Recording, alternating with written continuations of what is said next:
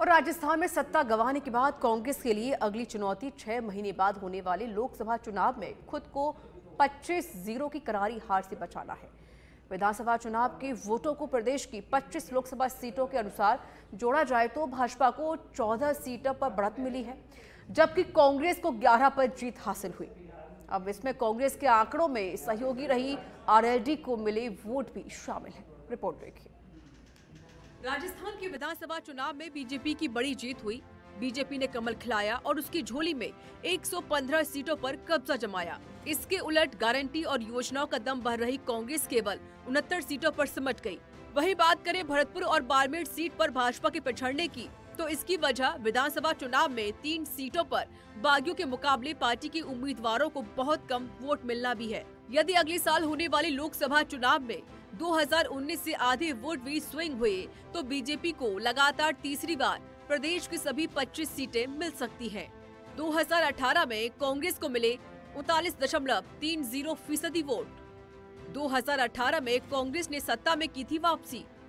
BJP को तब 38.08% vote मिले थे। 6 महीने बाद हुए लोकसभा चुनाव, इसमें बीजेपी को मिले 58.44% वोट। कांग्रेस 34.44% पर ही सिमट कर रह गई। बीजेपी के सहयोगी आरएलपी के वोट भी शामिल। 2013 के विधानसभा चुनाव में भाजपा को 45.17% वोट। 2013 में कांग्रेस को 33.07% वोट मिले। 2014 के लोकसभा चुनाव में ये आंकड़ा 55.61% हुआ और कांग्रेस का 30.73% रहा था।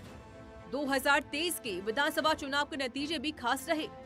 चुनाव में बीजेपी को मिले 41.7% वोट, कांग्रेस को मिले हैं 39.5% वोट। दूसरी ओर तुलनात्मक रूप से कई सीटों पर बीजेपी कांग्रेस से आगे रही। इसमें बीजेपी को 6 सीट पर 1 लाख से अधिक वोट की बढ़त मिली है।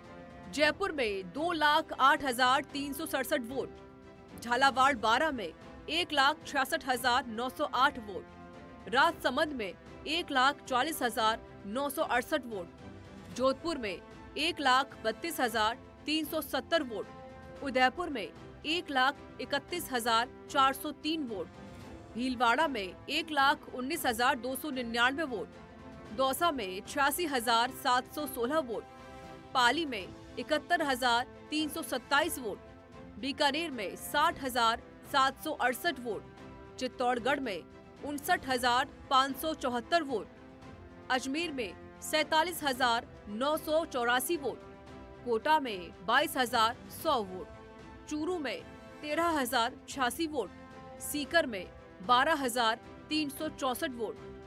यहाँ बीजेपी रही कांग्रेस से आगे। कांग्रेस की तुलना में कांग्रेस 6 सीटों पर 50,000 से कम वोट पर रही।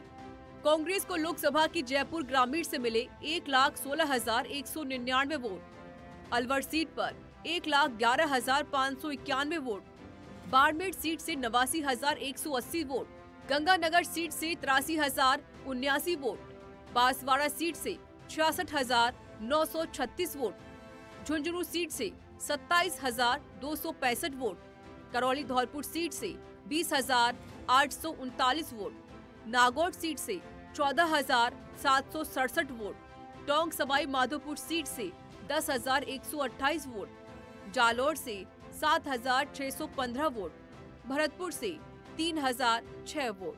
यहाँ भाजपा से ज्यादा वोट कांग्रेस को मिले। इससे हटकर 2018 के विधानसभा चुनाव में कांग्रेस 100 और भाजपा 73 सीटों पर जीती थी। इसमें कांग्रेस को 12 सीटों पर लीड मिली, जबकि भाजपा 12 पर आगे रही। लेकिन लोकसभा चुनाव में कांग्रेस एक भी सीट नहीं जीत सकी। भाजपा की सुनामी का आलम ये रहा कि पार्टी को विधानसभा की 200 में से 185 सीटों पर लीड मिली, जबकि कांग्रेस महज 15 पर बढ़त मिली।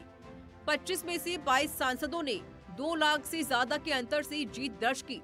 बहरहाल कांग्रेस 24 के लोकसभा रण में अपनी साख बचाने में जुटेगी, तो इससे हटकर 3 राज्यों में सत्ता में आई बीजेपी की मंशा 24 में कमल खिलाने की रहेगी। ब्यूरो रिपोर्ट, सच पे धड़क।